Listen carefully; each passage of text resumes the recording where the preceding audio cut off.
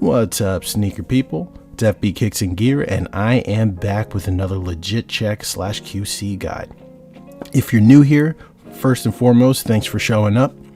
And I highly suggest that if you like legit check guides, if you like real versus fake comparisons, if you want to get educated on sneakers, on where the replica market is so that you can avoid it or not, I'm not here to tell you what to do, but if you like that kind of content, if you like detail-oriented type of videos where I talk a lot, this is the channel for you. And I highly suggest that you subscribe and hit that bell notification so you know when I post new stuff.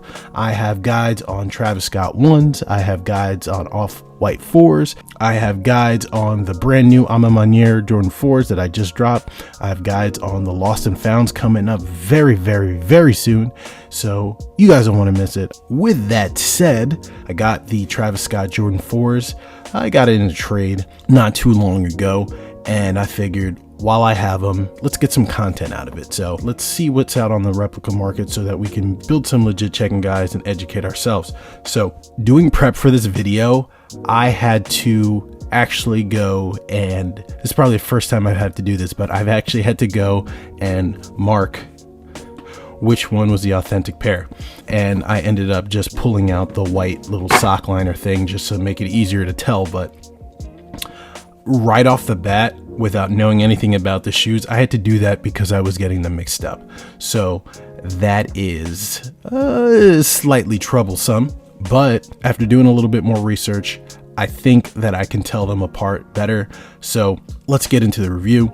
Let's get into the comparison. Let's look at the legit checking tips. Firstly, I got this pair here. This is the replica pair. I don't know what batch this is, and I'm sorry guys, but hopefully I can leave enough information about the shoe here.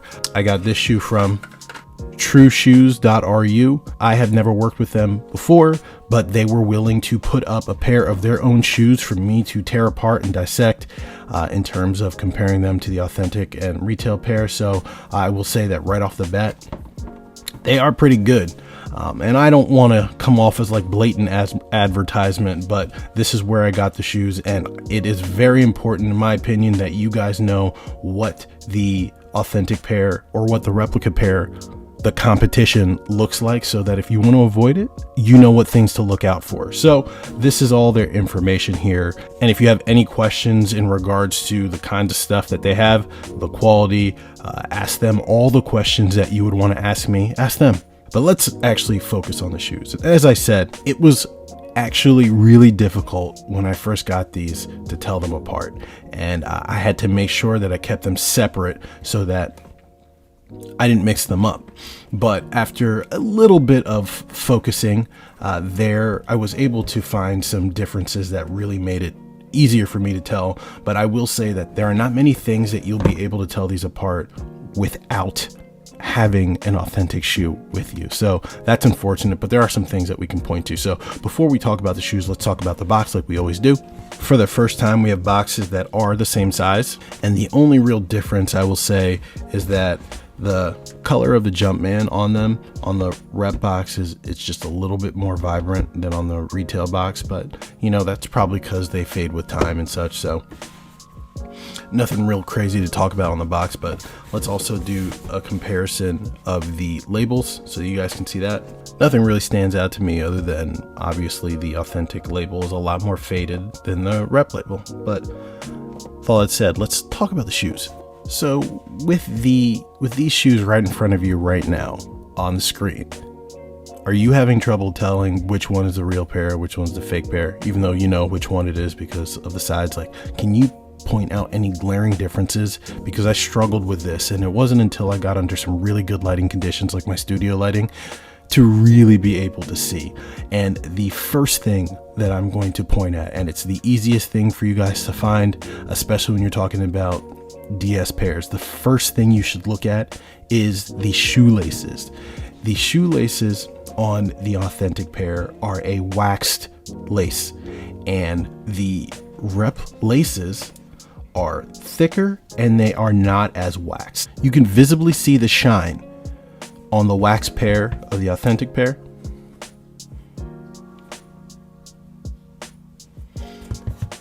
And on the rep pair, it is almost completely dull, as if there's no wax at all. And if you look at them side by side up close, it becomes really apparent. And you can see both in thickness and in gloss that they are not the same. So please hone in on that, because there aren't going to be many other things that are super in your face and super obvious. But when we move on from the laces, the other things are much more subtle. One of the things that really sets the authentic pair off is this very, very nice, very, very soft, high quality premium nubuck that is all over the upper of the shoe. And you can see the texture, the motion going throughout the entire upper. It looks fantastic all the way up to the tongue. When you look at the rep pair, it is a very, very, very similar high quality nubuck, very, very soft to the touch, but there is just a slight difference in one, the color, where this is a much deeper, little bit darker, more vibrant powder blue, I guess we're calling it UNC blue. And this is a little bit paler, it's a little bit more faded, a little bit less vibrant. So that's one of the things that took me a while to actually see, but once I got them in good lighting, I could tell the difference. But that is not something you're going to be able to legit check on without having an authentic pair or knowing your shit. It was really difficult for me to tell. But they feel similar, very similar. I would say the texture on the authentic pair is just a little bit longer. The hairs are a little bit longer, but they feel very similar. This is a very high quality, but you can really see the color difference with the light. That same kind of feel extends to the tongue tag here. Notice how tight and straight the stitching is on the nubuck tongue tag, and how the reps look pretty good, but I feel like the color difference is a bit more noticeable, as well as the texture difference, and how the authentic pair has more texture on it than the rep. Swinging around to the side of the shoe, you see another difference that, again, it might be able to help you point it out, but it would be hard to not do in person. If you look at the midsole paint here on the side, obviously see the texture of the brush strokes like you're used to seeing with Jordan 4s, but the difference between this and the rep pair is this obvious gloss. There's obvious gloss and sheen to the paint of the rep pair that the authentic pair doesn't have. It's muted, it's matte almost.